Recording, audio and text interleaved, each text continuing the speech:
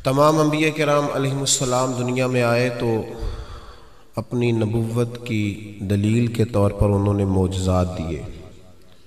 मेरे नबी करीम अलैहिस्सलाम के एक एक बाल मुबारक को अल्लाह ने मोजज़ा बना के भेजा और हुजूर ने बड़े मोजज़ात दिखाए। लेकिन जब कुरैश मक्का ने हुजूर के अपनों ने नबी पाक अलैहिस्सलाम से आपकी नबुव्वत की दलील पूछी तो अल्लाह करीम ने फरमाया, महबूब ये जो तुझसे पूछ रहे हैं ना कि आप नबी हैं तो इसकी दलील क्या है, तो फरमाया फ़क़द लबिस्तु फ़ीकुम उमरम मिन क़ब्लिही, आप इनसे फरमाइए कि मैं बाहर से नहीं आया, मैं तुम्हारे दरमियान रहा हूँ, तुम्हारे बीच मैंने इससे पहले उम्र गुजारी है। अफ़ला ताक़िलून, तुम्हें अकल नहीं, तुम गौर नहीं करते, मैं कोई बाहर से नहीं आया, 40 साल तुम्हारे अंदर रहा हूँ, मेरी तरह कोई सच्चा है तो दिखाओ, मेरी तरह का कोई वादे का पाबंद है तो दिखाओ। फ़क़द लबिस्तु फ़ीकुम उमरम मिन क़ब्लिही, इससे पहले मैं अपनी उम्र तुम्हारे बीच गुजार चुका हूँ। अफ़ला ताक़िलून, तुम्हें अकल नहीं। अपने किरदार को, अपने अखलाक को नबी करीम अलैहिस्सलाम ने खुद अपनी जिंदगी को, बात पे गौर कीजिएगा, खुद अपनी जिंदगी को अल्लाह के रसूल ने अपनी नबुव्वत की दलील के तौर पर बयान फरमाया। और अल्लाह करीम ने फरमाया व इन्नका लअला खुलुकिन अज़ीम, महबूब बेशक हमने आपको आला तरीन इखलाक का मालिक बनाया। मैं आयत की ज़्यादा तशरीह में नहीं जाता, आला हज़रत का एक जुमला पढ़ के आगे गुजरता हूँ। फाज़िल बरेलवी रहमतुल्लाह अलैह फरमाते हैं कि अखलाक वो नहीं है, सरकार आला हज़रत फरमाते हैं अखलाक का मतलब ये ना समझो को जो अच्छे अच्छे काम थे वो नबी पाक ने किए, ये मतलब नहीं, बल्कि फरमाते हैं जो हुजूर ने कर दिया वो अच्छा हो गया, जो नबी पाक ने कर दिया वो अच्छा। अब पता नहीं आपकी अदब से, शेर व शायरी से कितनी दिलचस्पी है, लेकिन इस फिक्रे को आप समझ लीजिए कि ये नहीं कि जो अच्छे काम थे वो हुजूर ने किए, बल्कि जो नबी पाक ने कर दिया वो अच्छा हो गया। अगर नबी पाक ने इकरमा बिन अबू जहल को माफ़ कर दिया तो ये भी अच्छा है, और अगर हुजूर अलैहिस्सलाम ने फरमाया कि जाओ जाओ मेरे गुस्ताख की गर्दन काट के लाओ तो ये भी अच्छा है। जो हुजूर ने कर दिया वो दोनों चीज़ें अच्छी हैं। मेरी बात की समझ आ रही है आप हजरात को? हमारे यहाँ ना इखलाक का तर्जमा बड़ा मुख्तसर सा किया जाता है। मेरी और आपकी तरह के सादे लोग वो कहते हैं मीठा बोलो ये इखलाक है, बस मीठी बात करो, बाकी जो मर्जी करो, सिर्फ तुम मीठा बोलो ये अखलाक। ओ खुदा के बंदे, मीठा तो कई दफ़ा बंदा ट्रेनिंग से भी बोलता है। आप कभी जहाज के अमले के साथ सफ़र करें ना, तो मेरी तरह का जो बिल्कुल वो लो सीट पे बैठा होता है ना, पीछे इकानमी में जो आदमी बैठा होता है, वो भी जब जहाज पे चढ़ता है ना, सवारी करता है, तो वो जो अमला जिनकी तनख्वाहें लाखों में है वो जी सर जी कह के सवाल का जवाब देते हैं। आप जितना मर्जी सख्त बोलें, लेकिन वो जहाज का अमला आपके साथ कोई तल्ख कलामी, इसका मतलब ये नहीं कि वो बाखलाक है, उनकी ड्यूटी है कि आपने सख्त बात, चलें ये तो बात दूर की है, मैं करीब की मिसाल देता हूँ। आप चले जाएं यहाँ समुद्री में किसी दुकान से कपड़ा खरीदने, तो अच्छा सेलमैन किसी अच्छे दुकानदार ने रखा हो ना, तो आप उसको कहें कि मुझे यार कपड़ा चाहिए कोई सर्दियों वाला अच्छा सा दिखा कोई, तो वो एक थान खोल के लाएगा। आप कहेंगे नहीं वो वाला दिखा, वो भी दिखाएगा, फिर वो नहीं यार तेरे पास वो है ही नहीं जो मुझे चाहिए। वो कहता नहीं चाचा जी खलो जो, कुछ पीछे भी है मेरे को पे, होता है कि नहीं ऐसे?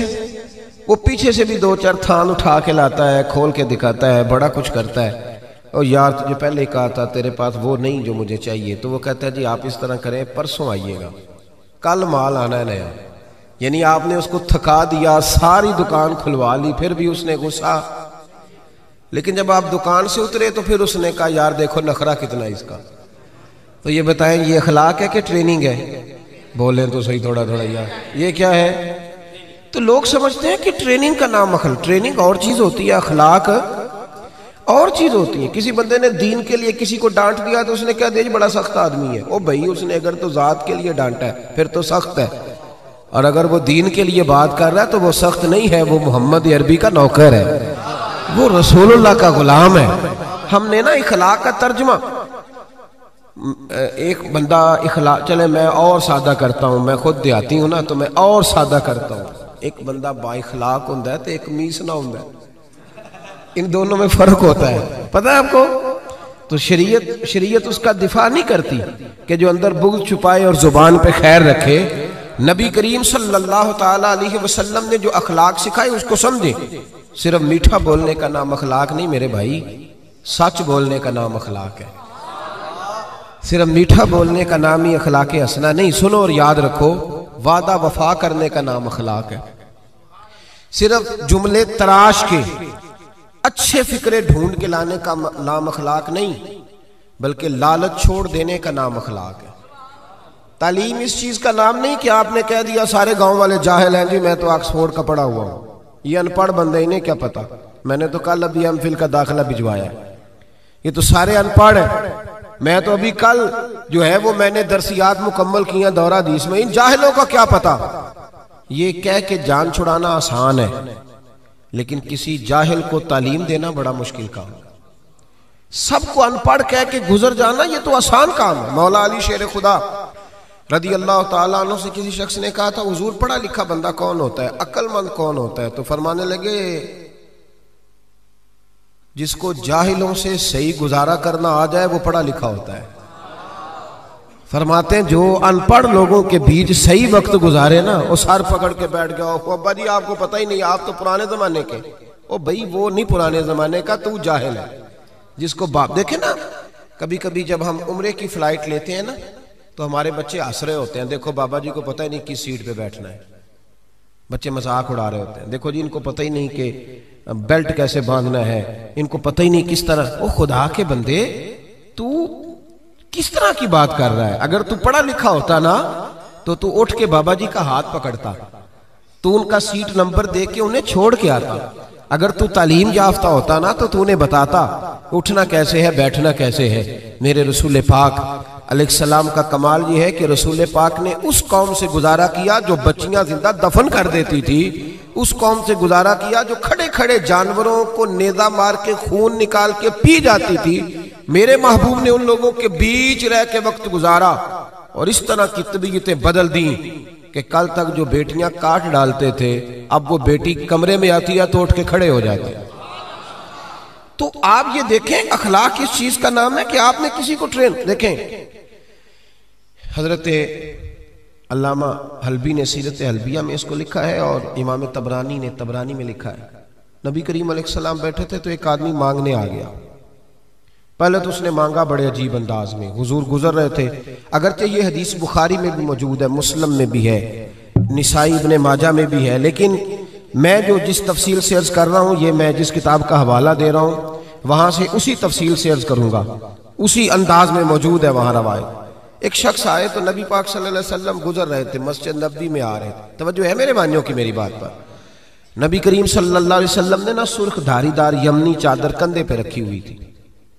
वो बंदा पीछे से आया, उसने आके हुजूर की चादर को पकड़ के खींचा, चादर खींची। हजरत अनस बिन मालिक रदी अल्लाह ताला अन्हु फरमाते हैं कि जब चादर खींची तो मैंने हुजूर की गर्दन मुबारक पर उस चादर का निशान देखा, यानी इतनी सख्त चादर के फिर गई गले मुबारक में। अब जब नबी करीम अलैहिस्सलाम की चादर खींचता है तो कहता पता क्या है? कहने लगा अल्लाह के रसूल मैं भूखा हूं, गरीब हूं, कुछ खैरात लेने आया हूं। ये दरवाजा जरा कोई जोर से खटखटाए तो उसकी खैर नहीं, वो तू खैरात लेने आया कि लूटने आया है? उसने चादर खींची और कहने लगा जी मैं कुछ लेने आया हूं। हदीस बुखारी में भी नबी पाक के ये जुमले मौजूद हैं।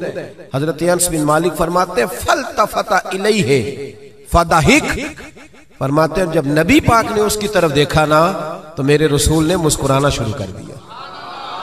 उसने चादर खींची है, गले पे निशान पड़ गया और कहता है मैं मांगने आया। मेरा ख्याल है मैं होता तो एक थप्पड़ मारता पहले, भाई तू मांगने आया है कि तू जान लेने आया है?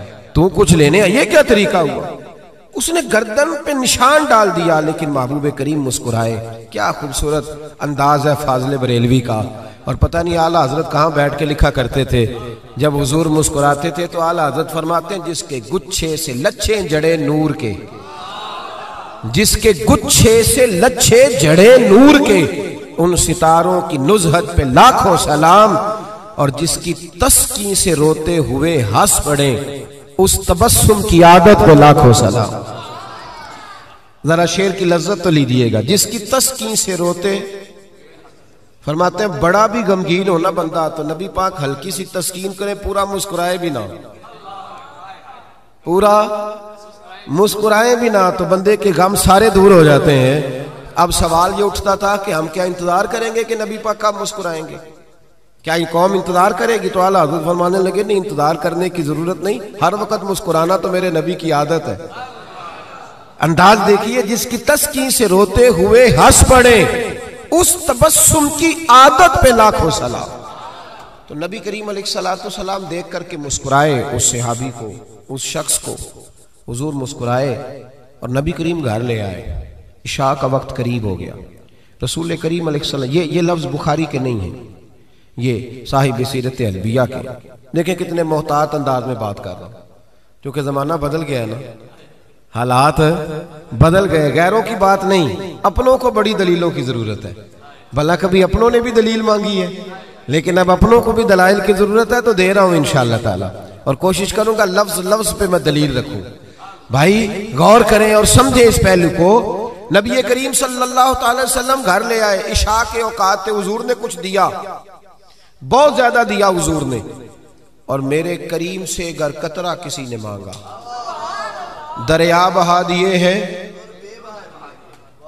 अब ये लफ्ज भी सीधा करना है, ये दुर्बे नहीं है, ये दुर्बे बहा दिए। दुर अलहदा है और बेबहा अलहदा है। ये भी देखे ना, फाज़िल बरेलवी का कलाम है ना, जरा समझ के पढ़ना पड़ता है। दरिया बहा दिए हैं, दुर बेबहा दिए हैं। अब शेर समझ में आएगा आपके। तो बड़ा कुछ दिया अल्लाह के रसूल सल्लल्लाहु अलैहि वसल्लम ने, अता किया। तो वो पता क्या कहता है हुजूर से, जिसको दे रहे हैं, वो कहने लगा जी मैंने तो बड़ी तारीफ सुनी थी, तो आपने माज़अल्लाह कुछ भी नहीं दिया। मैंने तो सुना था झोलियां भर जाती हैं, तो ये क्या दे रहे हैं? तवज्जो है मेरी बात पर? मतलब ये कि अगर आप खड़े हो ना किसी इशारे पे, गाड़ी की ब्रेक लगाएं, तो मांगने वाले ने शीशे पे दस्तक दी, तो शीशा नीचे करके 10 रुपए थमाए, तो उसने कहा ये क्या दे रहे हो, 100 का नोट दो, तो 10 भी खोल ही देने, आकी दल है पूरा दे ना, जो तो 100 लाभ नहीं होता ले ला, तू भाई को छीनने आया है। ऐसे ही होता है कि नहीं होता? सही कह रहा हूं मैं? तो ये क्या बात हुई? कहने लगा जी आप, मैंने बड़ी तारीफ सुनी थी, तो आप क्या दे रहे हैं? जब उसने ये लफ्ज कहे तो हज़रत उमर फारूक ने तलवार निकाली और मैं तेरी गर्दन उतार दूंगा। मेरे महबूब ने फरमाया अमर तुम नहीं जानते, पीछे हट जाओ। हुजूर घर ले गए, अज़वाजे मुतहरात के पास जो कुछ था सारा ही उसे अता कर दिया। सैयदा फातिमा के घर में जो कुछ था सारा दे दिया। उसकी झोली भर गई। जब भर गई ना, अब पता क्या कहता है? कहता है महबूबा मैंने जो तारीफ सुनी थी ना, आपको मैंने उससे बढ़ के पाया है। हुजूर इतना सखी बंदा देखा ही नहीं, इतना कमाल मैंने देखा ही नहीं, हुजूर इतनी शान मैंने देखी ही नहीं जितनी आपकी है। महबूब ने सुलाया घर में, फजर का वक्त उठाया तो फरमाया जो बात रात मुझसे की थी वो मेरे गुलामों से भी कर दोगे, वो कह दोगे बात जो तुमने बात में की थी? अर्ज की हुजूर कर दूंगा। तो महबूब फरमाने लगे जब तुमने कहा ना मैं कुछ नहीं देता, ये लफ्ज है तबरानी के, जब तुमने कहा ना मैं नहीं देता कुछ भी, तो उनके दिल परेशान हुए थे। जब तुम कहोगे ना कि नबी ने मेरी औकात से बढ़ के दिया है, तो इनके कलेजे ठंडे हो जाएंगे। इनके कलेजे, बड़ी तकलीफ होती है जब लोग, यार ये कौन सा दीन तुम लोगों को बता रहे हो कि नबी दे कुछ नहीं सकता? ये कौन सा दीन है जिसमें रसूल को दीवार के पीछे का पता नहीं? ये कौन सा मजहब है? ये कौन सा दीन है जिसमें डीपीओ आरपीओ तो बाइख्तियार हो और मोहम्मद और अली इतने भी बाइख्तियार ना हो? ये कौन सी तबलीग कर रहे हैं? और मुझे बताओ कौन सा रंग कौम को दे रहे हैं? कौन सा रंग? तुम ये तो बता रहे हो कि जो चीफ ऑफ आर्मी स्टाफ हो उसकी बड़ी ताकत होती है, खबरदार लोग डरते हैं, और कह रहे हो नबी के पास कुव्वत ही कोई नहीं होती। इससे तकलीफ होती है रसूलुल्लाह के गुलामों को, और ये वो रंग है जिसको खुद मेरे नबी पाक ने बयान फरमाया है कि इन्हें तकलीफ होती है। सुबह फजर के वक्त हुजूर उस सहाबी को लाए मस्जिद में, उस गुलाम को, अनपढ़ थे, देहाती थे, अभी समझ नहीं थी। हुजूर लाए तो फरमाया रात जो मेरे साथ बात की थी जरा मेरे गुलामों के साथ भी कर दे। तो वो सहाबा को देख के कहने लगे यार मैंने जितनी तारीफ सुनी थी ना, रसूल पाक को बढ़ के पाया है। क्या हुजूर की सखावत है कि ये तो तेज आंधी से भी ज्यादा सखावत करने वाले हैं। अब जरा एक बात पे गौर करें जो मैं आपको समझाना चाहता हूं। अब जब वो सहाबी ये बात कह रहे थे ना, तो सहाबा खुश हो रहे थे। अब सरकार दो आलम अलैहिस्सलाम ने एक मिसाल बयान फरमाई, वो समझ लेना मेरे भाई। हुजूर फरमाने लगे मेरे गुलामों मेरी और तुम्हारी मिसाल उस आदमी की तरह है जिसकी ऊंटनी भाग गई थी। लोग उसको पकड़ने के लिए दौड़ रहे थे, उसे नेज़े मार रहे थे, काबू करना चाहते थे, उसकी नाक में नकेल डालना चाहते थे, लेकिन वो किसी के काबू नहीं आ रही थी। फरमाया मेरी और तुम्हारी मिसाल उस आदमी की तरह जिसकी ऊंटनी भाग गई, मालिक मौजूद नहीं था, वो बेकाबू हो गई, पागल हो गई, लोग पकड़ते हैं, काबू नहीं आती। करीम रसूल फरमाने लगे फिर उसका मालिक आ गया, फिर वो मालिक आ गया, फिर उसने कहा तुम पीछे हट जाओ, तुम्हें नहीं पता ऊंटनी मेरी है तो तरीका भी मुझे ही आता है, मुझे सलीका आता है संभालने का, चूंकि ऊंटनी मेरी है। मेरे हबीब करीम अलैहिस्सलाम फरमाने लगे उसने थोड़ा सा चारा उठाया, अपनी ऊंटनी को दिखाया, वो ऊंटनी दौड़ती हुई मालिक के पास आई। मालिक ने ऊंटनी की पुश्त पे हाथ भी फेरा, चारा भी खिलाया और फिर उसके नाक में नकेल डाल दी और फिर उसे बांध दिया। लोगों से कहने लगा तुम जाओ, ऊंटनी मेरी है तो तरीका भी मुझे ही आता है। मेरे करीम रसूल फरमाने लगे उम्मत मेरी है तो संभालने का तरीका भी मुझे ही आता है, ये मुझे आता है तरीका, इसको संभालना कैसे। रब्बे हबली उम्मती कहते हुए पैदा हुए, हक ने फरमाया के बख्शा अस्सलातो वस्सलाम, मुझे तरीका आता है संभालने का।